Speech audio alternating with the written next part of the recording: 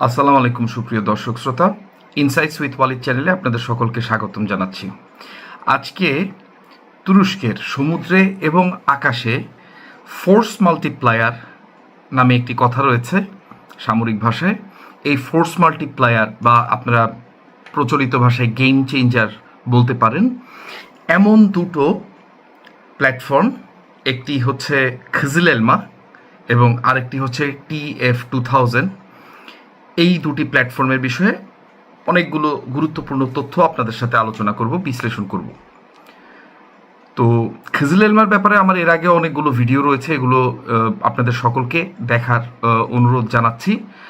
আর TF2000 সাগরের উপরে, এটি তুরস্কের সবচেয়ে গুরুত্বপূর্ণ, সবচেয়ে বৃহৎ, সবচেয়ে বড় বলবো না, কিন্তু সবচেয়ে গুরুত্বপূর্ণ প্রজেক্ট। তার কারণ আজকের ভিডিওতে ইনশাল্লাহ আপনাদের সাথে আলোচনা করব। তার আগে বাংলাদেশের একজন অবিস্মরণীয় রাজনৈতিক ব্যক্তিত্ব প্রধানমন্ত্রী খালেদা জিয়া, তিনি হাসপাতালে রয়েছেন। তার জন্য আল্লাহ রাব্বুল আলমিনের কাছে সুস্থতা কামনা করছি।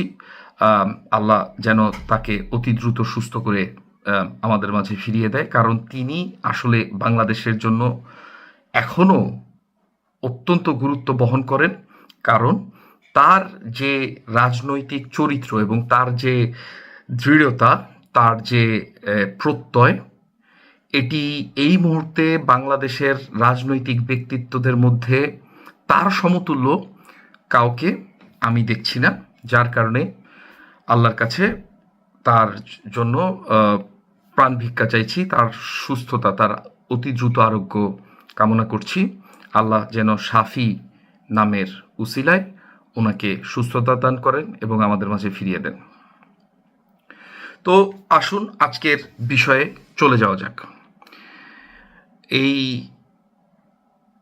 খিজিল এলমা নামক যে বিমানটি, এটির ব্যাপারে এর আগেও ভিডিও করেছি, কিন্তু এই খিজিল এলমা খুব সম্প্রতি সময়ে একটি সফল পরীক্ষা চালিয়েছে। সেটি হচ্ছে বিয়ন্ড ভিজুয়াল রেঞ্জ বা প্রায় 100 কিলোমিটারের ঊর্ধ্বে তুরস্কের নির্মিত যে বিমান বিধ্বংসী ক্ষেপণাস্ত্র রয়েছে গ্রোকদোয়ান, এই গ্রোকদোয়ানের একটি সফল পরীক্ষা চালিয়েছে।